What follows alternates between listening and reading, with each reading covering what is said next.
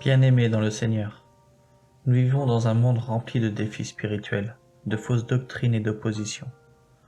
Mais la parole de Dieu nous rappelle une vérité puissante. Nous appartenons à Dieu et nous avons déjà remporté la victoire parce que celui qui est en nous est plus grand que celui qui est dans le monde. Notre victoire ne commence pas à l'extérieur, mais à l'intérieur de nous. C'est pourquoi je vous pose cette question. Connaissez-vous de mieux en mieux celui qui vit en vous? Car c'est en grandissant dans cette révélation que notre foi devient inébranlable et que nous marchons dans la victoire. Aujourd'hui, nous allons explorer 3 dimensions essentielles de Jésus en nous, qui doivent être des fondations solides dans notre vie spirituelle. Lorsque nous avons accepté Christ, nous avons reçu une nouvelle vie. 2 Corinthiens 5,17 déclare « Si quelqu'un est en Christ, il est une nouvelle créature. Les choses anciennes sont passées, voici toutes choses sont devenues nouvelles. » Cela signifie que notre identité a changé. Nous ne sommes plus sous la domination du péché, nous ne sommes plus prisonniers de notre passé, mais nous sommes enfants de Dieu, rachetés par le sang de Jésus. Mais grandissons-nous dans cette dimension?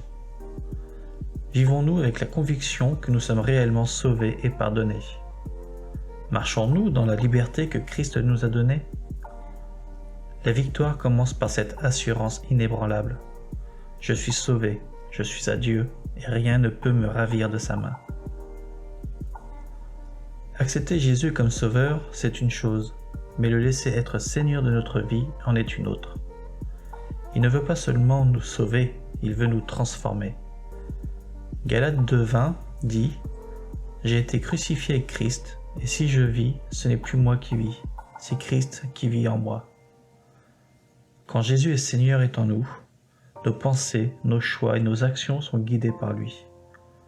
Nous renonçons à notre propre volonté pour embrasser la sienne. Nous devenons de plus en plus semblables à lui. Grandissons-nous dans cette dimension? Est-ce que Jésus règne réellement dans tous les domaines de notre vie?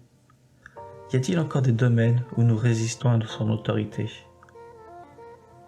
Si nous voulons marcher dans la victoire, nous devons permettre à Christ de régner pleinement en nous.